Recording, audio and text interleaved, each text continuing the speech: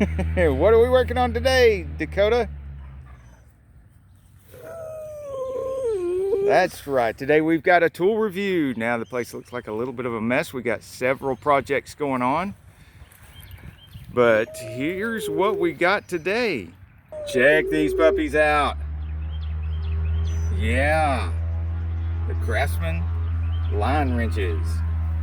Now if you watched some of our videos before, you may be asking, why, with all these tools, tool carts full, are we still buying tools and line wrenches and stuff when we have so many? Well, after 25 years of running a big shop with lots of employees, things go missing. I mean, look at all these drawers full of wrenches, and I go looking for my line wrenches for putting new brake lines on the back of the Mach 1 over there, which is in a completely different video.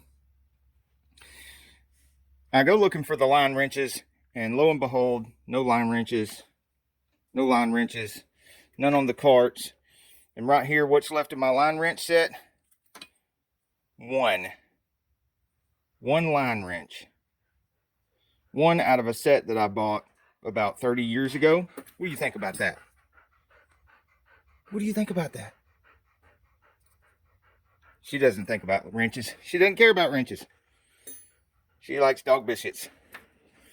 So, now we're fully stocked on line wrenches again.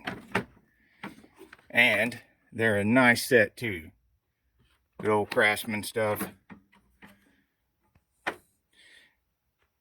Let's see these puppies in action. I've already done the Mach 1. I've got that video separately. But we've got some other interesting stuff we can try these out on right now. Yeah, we've got a diesel piece of equipment out here. It's a Deutz diesel engine, which is in a modified Bobcat that I've been doing some mods on. Of course, I'm trying to increase the power, and this Deutz diesel engine is more powerful than the Ford gas burning engine that was in this Bobcat 642. We have more videos on doing work on this Bobcat if you're interested in seeing that. But you're here to see this tool set, this Craftsman tool set. And I could do what most guys usually do on the reviews. I could talk about the shiny finish. I could talk about the little knurled places here that might make it a little bit easier to grip. But let's face it, you got to finish this shiny stuff, then no amount of knurl is going to make it grip the way an old rusty wrench would.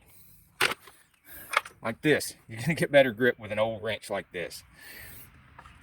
Now, this is a special wrench that on doing some lines like this, that it'll do something line wrenches won't do, because it's a 90-degree open end. And I've got a set of 45-degree open ends, because there's some spaces like this right down here, you're going to have at least a 45-degree open end or a 90-degree open end to grip that and hold it still while you take your line wrench to it and break it loose. Now this is actually two different sets, both of which I will put a link in the description to. One of them is American Standard, or SAE. The other is metric, or monkey meters. It's nice to have both if you work on all kinds of things, because this is a German engine, and we took out a Ford engine, which of course is American. So we're probably going to have metric on this, but we'll find out, won't we? The SAE package comes with a print of a pair of scissors here and here. So you will have to cut that in order to release the wrenches. And then once that's done, there's still these little locks right here that when you put the wrenches back in the little carrying case or the organizer that it comes with, they kind of lock into place, but they're easy to get in and out once you break this original seal. So with the seal off, like I said, you just twist and pull it right out, put it back in, and it doesn't actually make a snapping noise or anything, but you can feel it when it pops into place, when it's all the way down in there. And you can turn it upside down, shake it, and they still don't come out. But when you pull on it, it comes out easily. I don't know why they package the metric set differently, but they do. The metric set's a little bit differently. It's got these locks right here that are in place while it's new. Gonna snip it here and here, and then pull these out, and then they go in and out almost exactly the same way the American Standard set does. So with this cut, pull that out, and your wrenches are free. So you twist a little bit to get it past this right here, and then pull it right up out of there. Put it back and push and twist a little bit, push the top over a little bit. So this one is actually a tiny bit easier for putting the wrenches back in, but they both share this quality right here.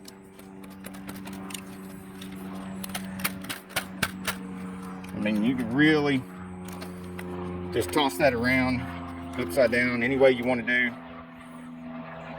You can be pretty rough with this and your wrenches are not going anywhere. Here's what the front side of one of the metrics looks like. The back side. The American Standard, the front side, the back side. They are good looking wrenches, but will they do the job? I mean, I showed you, got drawers and drawers of good looking wrenches in there. Some look good and some look terrible, but ultimately it comes down to, will they get the job done? Now here's the 11/16 from the American Standard set. And it's on there. It's a tiny bit loose. And since this is a German engine, and 17 millimeter is about the same as 11/16, let's try the metric.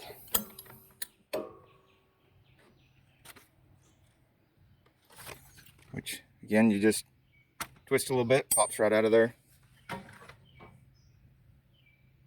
That's 17 right there. Not that much tighter.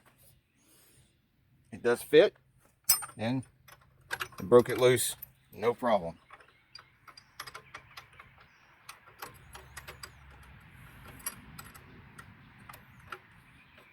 Flip it over, get another bite. Turn a little bit more. It's finger tight at this point. Let's move this wrench to the other side. See if we got room to get on here. Yes, we do. And broke that one loose too.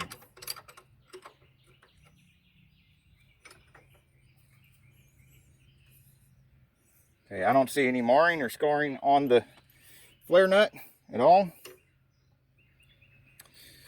I see any damage whatsoever to the wrench or the finish on the wrench. Looks like it just effortlessly went after that job. Now what about these up here? Up here we have the bigger flare nuts for the injectors on this diesel engine. And we have the largest in the set of the metric is an 18. You would think it's a 19, but it's not. It's an 18. And it's not big enough. It does not fit. American Standard set, we do have a 3/4. So, oh, look at there. Fits right on there. So, even for diesel repair, which you'd think most of these are primarily for brake work and doing brake lines. That's what all these smaller ones are for. But also, some small diesel repair. Now, I wouldn't think that any of these big ones are going to be big enough for serious diesel repair. But for equipment like this, with these smaller diesel engines, it obviously works just fine. So you can turn it over here. And yes, just enough room to sneak in there and get that one loose too. So, success. We're able to work on everything from brake work on regular cars, passenger cars, to diesel repair on equipment, heavy equipment, like this Bobcat. But do not expect to be working on really big stuff like this 53-foot trailer. Anything that would pull this 53-foot trailer, you're going to need bigger wrenches.